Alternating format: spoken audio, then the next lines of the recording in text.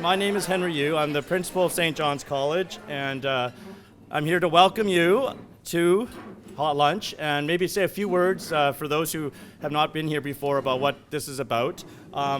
First, I want to acknowledge we're on the unceded traditional territory of Musqueam and Coast Salish peoples. You can see there's a Musqueam flag behind me, and amongst the other flags that all represent residents of St. John's College, which is UBC's International Graduate College. So if there's a flag up, someone from that place has lived in UBC. So you can see this is a very appropriate place to have our gathering. The idea for this came about several years ago when some staff and faculty and fellows of the college were just thinking about ways to create a more cohesive community at UBC, and particularly among those who work the hardest, who are UBC staff who often skip lunch because they have to work through or have a cold grabbed lunch in front of their computer screen in their cubicle. I don't know, maybe none of you have ever done that, but I see some nodding heads. And also, that's why it's called hot lunch, to have a hot lunch, but also to have a hot lunch together and to maybe just be able to meet people that maybe you've only known through an email. Please join me in welcoming our president, Martha Piper.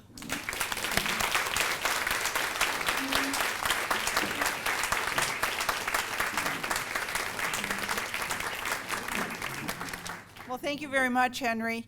One of the things I have been able to experience, just think about the opportunity to kind of relive your life, Back to the Future. How often do you get that?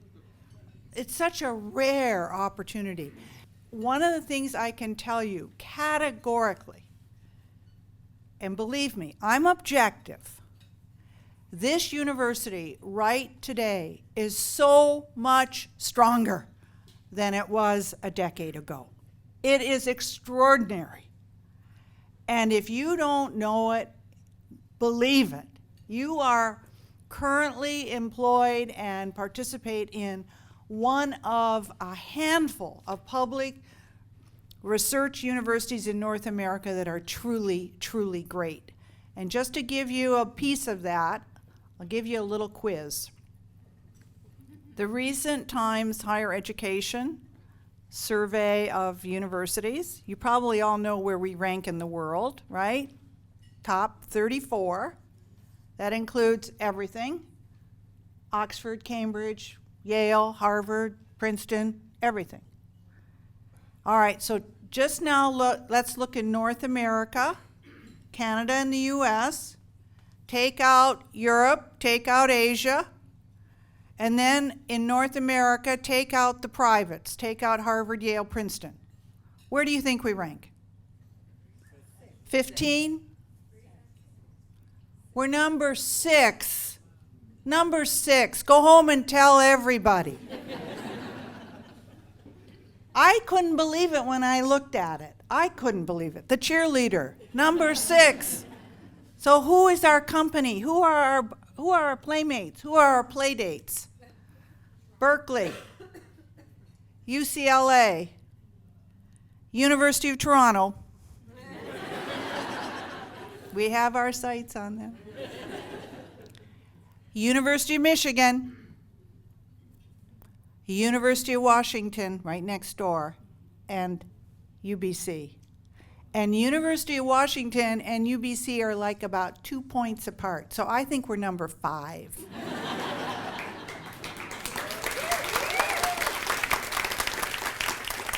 And I have to say it's a tribute to the people in this room. And I say that with all sincerity. Yes, we have wonderful faculty. Yes, we have wonderful students. But honestly, you and your peers and all the staff and all the professional people make this university tick.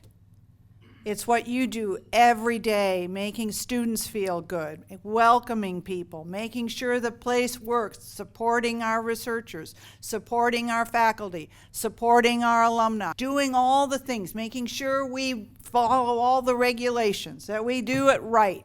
So it's everything you do that makes this university great. And on behalf of all of us who cheerlead and take sort of credit for it, I say thank you, because it's not what I do, it's what you do. And if you don't believe that, you should. And the other thing I know about staff is you could work anywhere. And you have chosen the University of British Columbia. And wow, are we not better for it? So thank you, thank you, thank you. And I hope you enjoy working for UBC as much as I am enjoying this year coming back. So look, I don't want to spend a lot of time. I know you want to ask me maybe some questions. Let me just give you a little, just a real snapshot of who I am. I guess that's what I was supposed to do. I grew up in a family of 4 children, and I wasn't firstborn. I don't fulfill any of those things. I wasn't firstborn, and I wasn't the only girl. So I have an older sister, a brother, me, a younger brother. And we were very close, 6 years apart for 4 of us. So I pity my parents, and but they did a wonderful job. And I was very fortunate because my grandfather, my father's father, my grandmother died when I was quite young, and he moved in with us. So I had 3 parents. I had a grandfather and a mother and a father, all of whom were graduates of the University of Michigan, which is number 4. And so I was very fortunate. I've had a very good life. I immigrated to Canada back in 1972 when my husband was recruited to McGill, and have never looked back. We were at Montreal. We lived in Montreal for about 12 years, and then we were recruited out to the University of Alberta, and then came here. And I'll tell you a very quick story. Why did I come to UBC? I had a very good friend at the time, and he's someone you all know, or probably, maybe some of you older people will know, you younger people may not. He's a Canadian treasure, Don Mazankowski. He was on the board at the University of Alberta, and I was Vice President Research at the time. And I had been approached by the consultant looking for a president at UBC. My career has been very serendipitous. I did not grow up thinking I want to be president. I grew up thinking I wanted to be a 3rd grade teacher teaching multiplication tables. But when I was approached, I didn't know what to do, because I had been approached on other things and for a variety of reasons didn't choose to pursue them. And my husband was no help, because he basically said, if you want to do this, we'll do it. So that wasn't real helpful. So I went to Don Mazankowski one freezing cold night in Edmonton. I'll never forget it, because he was helping me unplug my car. And I said, Don, I've been approached and I don't know what to do.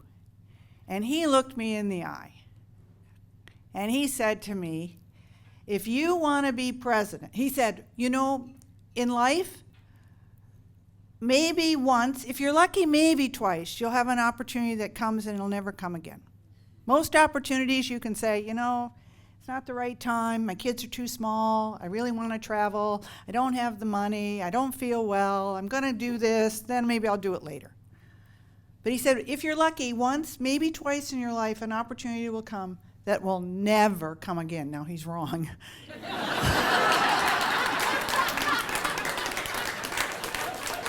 I have to go back actually and tell him. And he said, if you want to be president of the University of British Columbia, not just any university, but UBC, it's now. It'll never come again. Little did he know. But he would, and that made me stop and say, because I had admired UBC from U of A, I knew every statistic. I was vice president of research. I knew everything. I knew more about UBC than probably most people at UBC knew. I knew everything. Helen knows. I knew everything about UBC. I had admired it. We were trying to catch it. We were trying to do everything UBC was doing. And that one intervention by one man said, okay, I'm going to go for it. Never regretted it. So and then I'll say one more thing. Why did I come back? Because in life, most times you can't come back. So the story is very short. Most of you know I was vacationing in a very warm place, out on a beach with my grandchildren, get the call. I say, are you crazy? And upon reflection, was asked to think about it. Upon reflection, and some of you have heard me say this, I looked at all the things I've been associated with, all the nonprofits, all the stuff I've done with my kids, all the organizations, the Dalai Lama Center, all the things I've been privileged to be part of. And I said, I care for a lot of those things, but there's really only one I care deeply about.